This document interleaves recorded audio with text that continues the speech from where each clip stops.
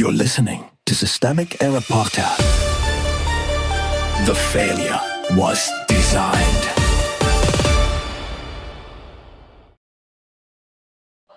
Legal experts alarmed as Trump plans to claim Georgia's then senators are legitimate, based on an article by Matthew Rarza.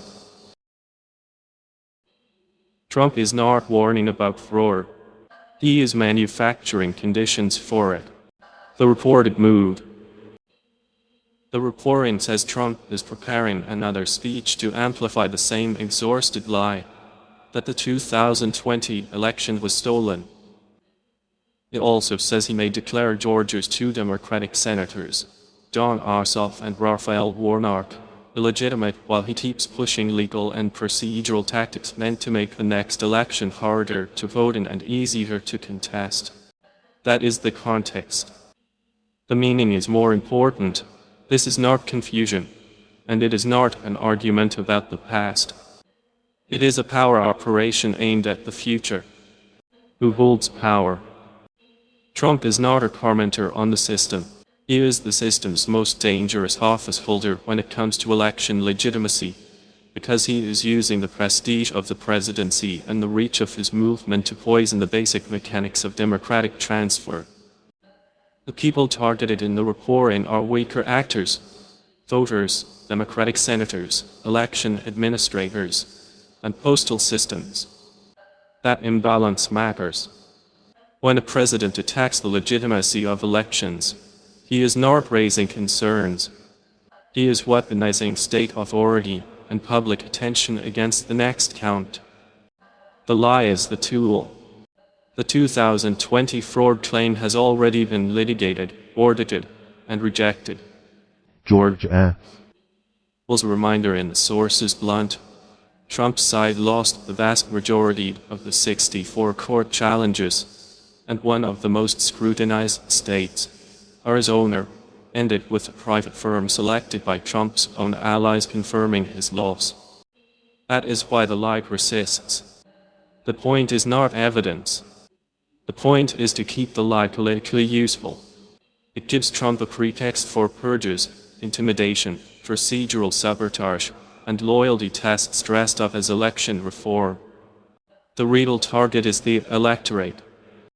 The source notes efforts to force proof of citizenship rules, manipulate who can send ballots by mail, purge voters, and threaten ICE at polling places. That is not our scattered wish list.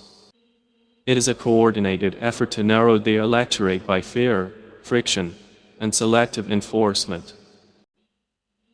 And yes, if ICE is being floated as a tool to intimidate voters, then the conclusion is not better training. It is abolition. ICE is already built for coercion, racialized suspicion, and state violence. It should not exist as a political weapon hovering over polling places or neighborhoods. Georgia is the test case. Georgia keeps showing up because it is where Trump's power play collided with concrete legal consequences. The source reminds us that he was indicted for pressuring Brad Raffensperger to find 11,780 votes.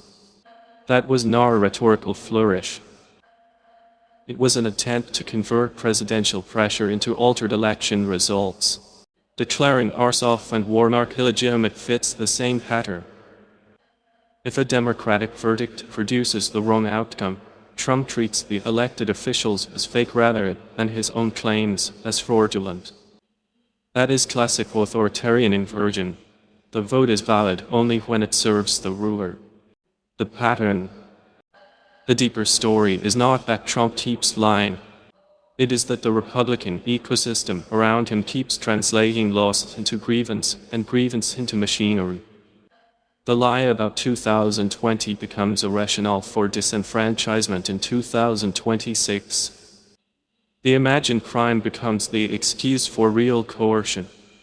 The failed coup becomes policy. That is the political structure on display here, a movement that cannot reliably win on broad consent, so it works to make consent less necessary. The danger is not that Trump sounds unhinged. The danger is that his lies are being used to reorganize power around the assumption that elections are only legitimate when the right side wins them. You've been listening to Systemic Error. Thanks to AlterNet for today's article.